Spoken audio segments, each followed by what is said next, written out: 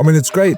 Kids getting good marks in school and report cards and that sort of stuff, but I think life experience is far more valuable than what a report card is telling you, you know? I love this quote from James, guys. In a recent interview that I did with James and his wife, Grace, in Siquijor, Philippines. It's a great story about a family of 5 that went against the grain, took a huge leap of faith. They sold everything in Australia, took their 3 kids, and moved to a small tropical island in the Philippines to have financial freedom and also to add more adventure in their life and give the kids life experience rather than the typical monotonous life that many families live in Western countries. It did not come without its challenges. They had some big reality check moments, guys, that we get into in this video of what can happen if you do something like this. It's a great story of a great family. Let's get to the interview. What the heck motivated you guys to leave your nice, comfortable life in Australia? Whose idea was it? James's. I think I brought it up after a short getaway overseas and come back, and it's like, the taxes we were paying there, the interest rates for the houses. Cost of living was part of it? Cost of living was massive, yeah. Just interest rates alone, they I think we're at 7.5%. Yeah. When we decided to leave, yeah. Australia's gotten really expensive. Just kept going up and up and up and trying to escape the matrix, I suppose. Right, the rat race of working to pay the bills. The main thing is we were looking for an investment property in the Philippines.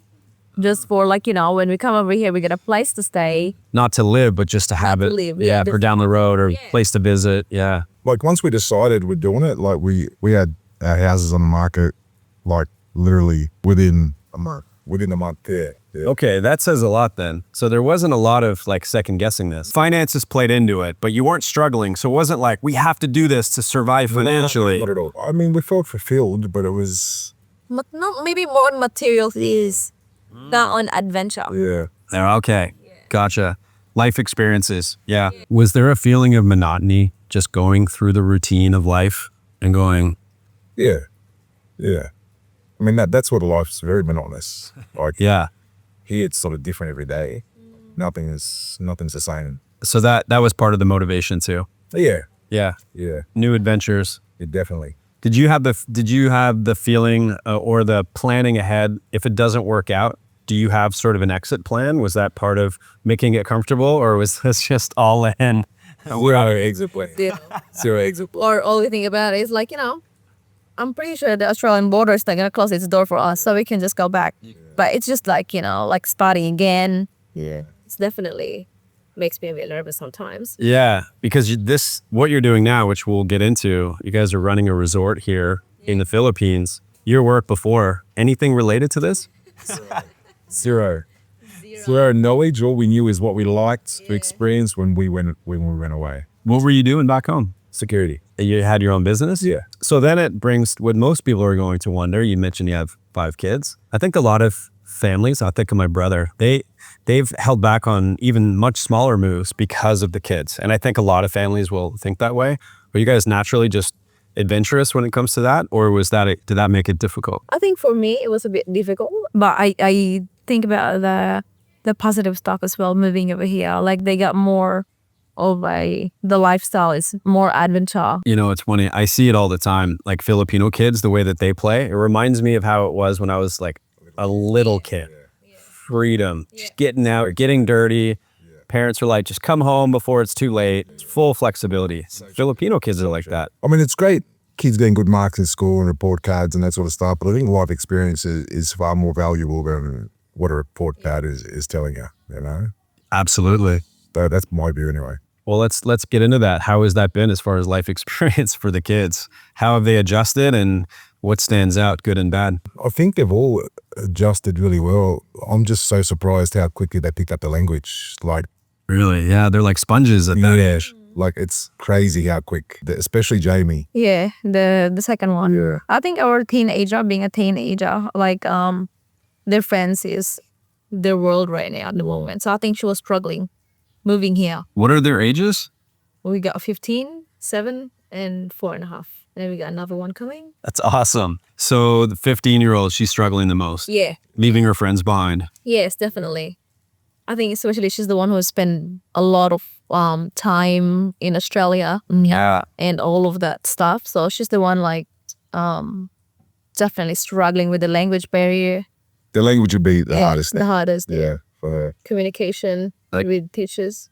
And connecting with other kids and stuff. Yeah. Struggle to. Yeah. Sometimes, yeah. And with teachers and stuff like that. You know, for other families that might consider it, that says a lot about age. Like the younger they are, you're really flexible as a family. Is to adjust and adapt. yeah. Just to put into context, like we're on a tiny island in the Philippines and everything's different here. I'm assuming the school, the education. What stands out the most for change and adjustment? School hours is quite long. It's like in Australia, it's like 9:30 to 3 o'clock. Yeah. Over here, it's 7:30 to 4 o'clock. And they can be exhausted. And then sometimes like the travel time going home, that's what they're struggling the most as well. Like having that not enough time even to play in the afternoon because they get home here at 4:30. And they're exhausted. And they're exhausted, cranky. Okay, well, what about outside of that? What about their free time when they're hanging out? What kind of things do they do here that's different than back in Australia? They got more swimming time because they can swim all year round. I mean, you guys are literally right on the edge of a cliff with beautiful water. I'm going to show some shots of that during this video. Do they snorkel and swim out? Yeah. Go to the beachy stuff with you guys? Yeah. What about for you guys? What do you miss the most about life back in Australia? And what are you most happy that you've sort of left it behind? Kmart. Kmart? I miss my Kmart. I miss the have Kmart? convenience. Yeah. It's like Walmart. I wonder, is it the same Kmart from like the US that they shut them all down many years ago? They're still thriving in Australia? They're starting to do that now. Oh, okay. Yeah. I think the convenience of things like groceries. Yeah. Anything actually. Anything. Convenience of anything. Of anything, yeah. Are these things that you think could add up over time and become like a real nuisance to be deal breaker stuff? Or is this really just small stuff in the grand scheme of things? Yeah. Very easy to adjust. So Definitely. Yeah. all right. So what do you feel is the best part of that you've left behind that you don't have to deal with anymore? Interest rates. Yeah. Tax. What about like culture and just the society and how life is? And I think that at home, it's more on you only see your neighbors when you put rubbish outside, but you put your bins outside. We don't have that community that even though you live in the same street, like, oh, you only say hi, but you don't even know their names. that's such a good point. That is it's changed over the years, big time. Yeah. Yeah, sense of community. It's gone out the window. How big of a thing is that here? And how much have you guys embraced community here in Siquijor in the Philippines? I think it's pretty big. I think everyone knows everyone Yeah. in their own little areas, yeah. And there's always smiles and stops and talks. Do you find yourself really appreciating that kind of stuff? Yeah, definitely. Especially in Siquijor, the people over here is just like genuine. Like we don't feel judged. It just feels good to be living in a community like you belong. Absolutely. Yeah. Yeah. No, that's a big point. Do you find it easy to make friends here compared to back home? A lot of people complain as we get older, it's harder to meet new people. And We're in the expat community, yeah. Yeah. And I think even the locals, but more so in the expat, because everyone's looking for, a good time. yeah. Whether it's the chat or whether it's, a barbecue with friends. Yeah. Everyone's always keen to do something, like connect and Yeah. organize something. Yeah, no, that's a good point. I noticed that too. Even in the cities in the Philippines, everyone's here with the same mentality of searching for new adventures and new life experiences. So you connect right away with that kind of thing. Yeah. Is there a decent expat community here on the island? Definitely. I was really surprised actually how good it actually is, yeah. Right on. There's no one's trying to be in competition with anyone. Everyone's running their own race, just enjoying the lifestyle here, yeah. So for you to grow up here as a child and then spend your adult life in Australia, how big of a thing is it for you to come back here? Like, do you notice it even more, some of the changes that you got used to in Australia? And Definitely. Like I think as much as he struggled, I struggled. Like different people that you're dealing with. Like over here, it's definitely in a slower phase and things like that. And it's just even like getting a grocery and it's going to be taking up almost your half of the day. yeah, there's a real structure to doing things in the West. To keep up, everything has to be efficient and on time. Yeah. Does that make it extra challenging for you to come back here? Frustrating. It makes me frustrated, and also I can't blame them. It's what they're used to doing their whole lives, and I can't just come in and try to change that and expect them to get it in one day.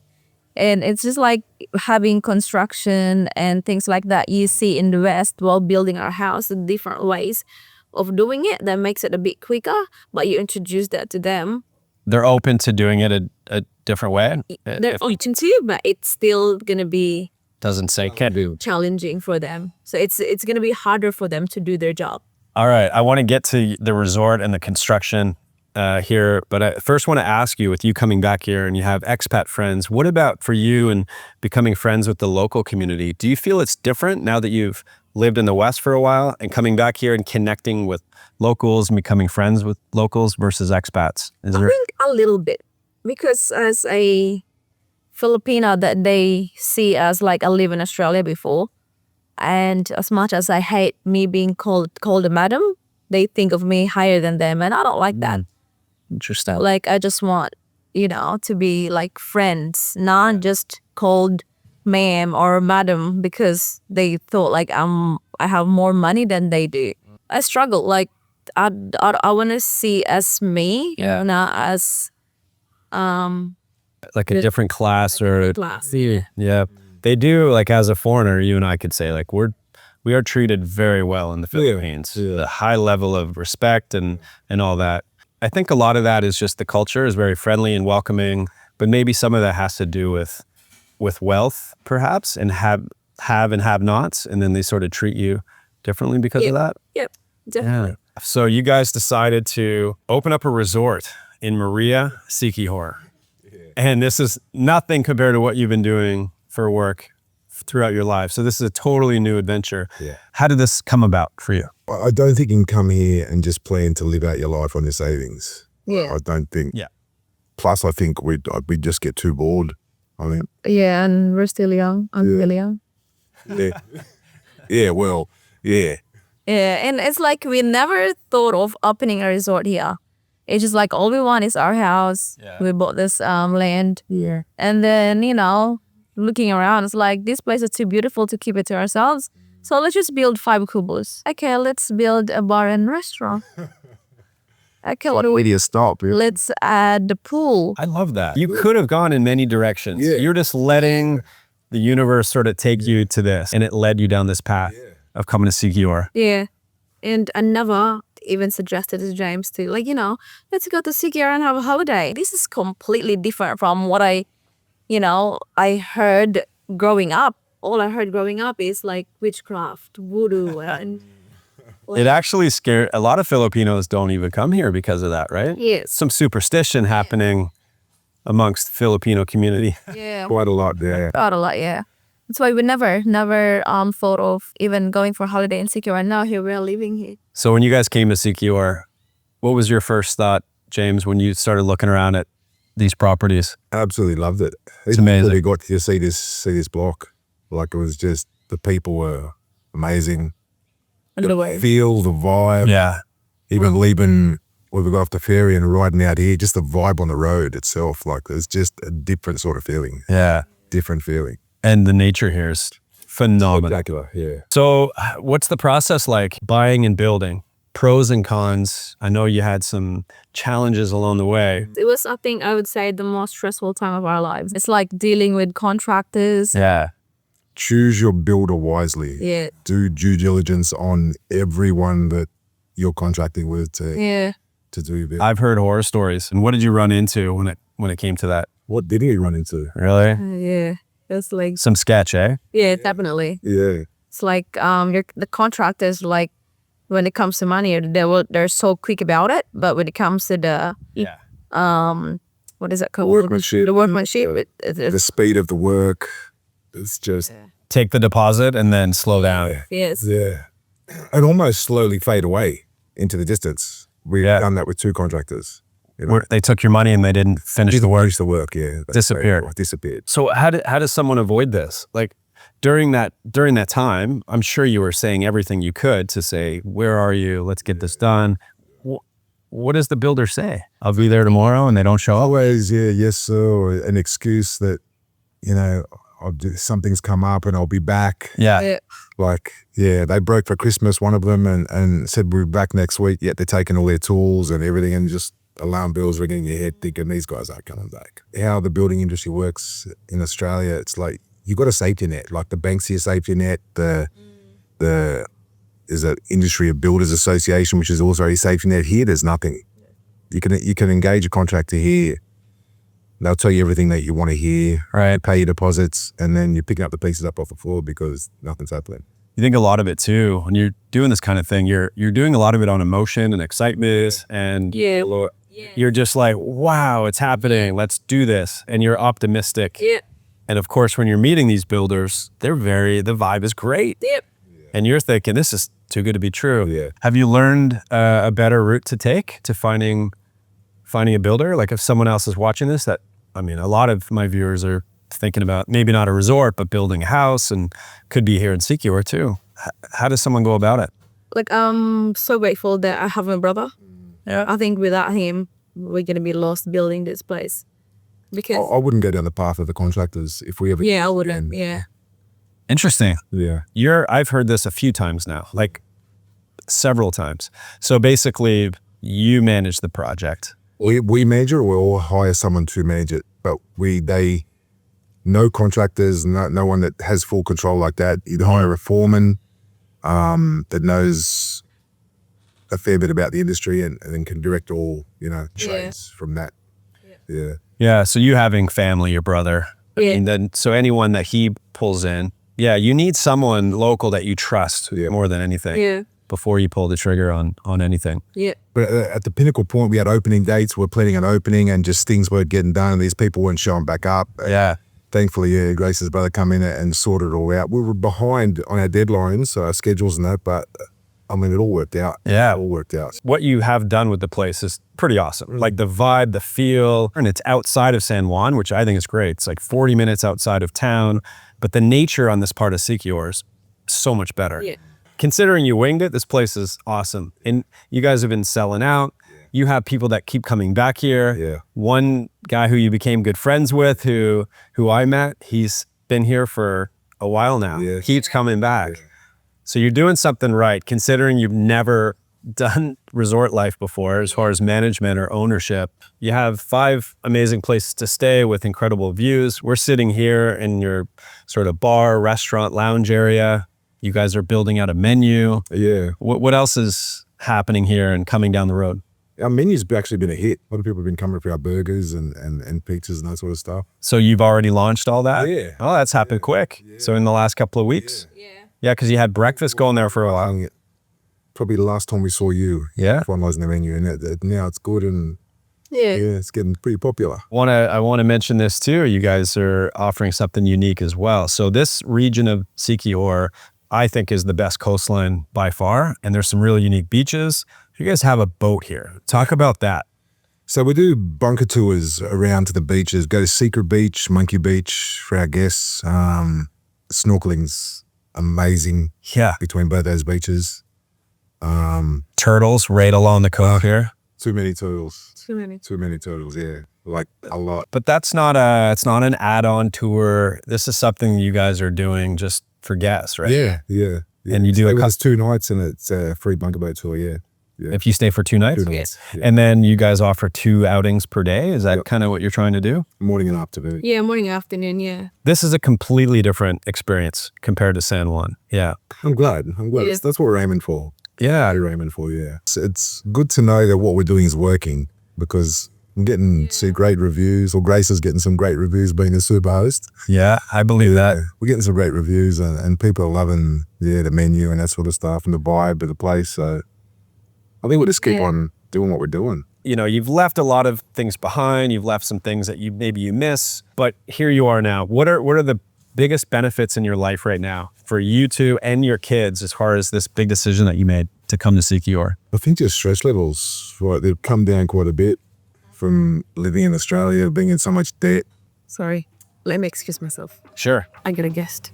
Oh, yeah. Sorry, I'm sorry. No, that's good. We'll end with this. Okay, guys, you cannot be a super host on Airbnb without that level of commitment. Their most important interview of their lives, Grace gets up and walks off set to take care of some guests. That is super host status right there, guys. So check out Seabreeze Haven Resort in Maria, Siquijor.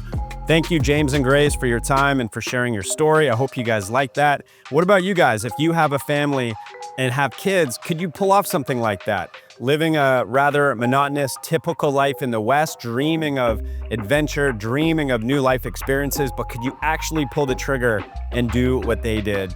Let me know in the comments below, guys. Thanks for watching that one. Stay tuned for more videos coming soon. Take care.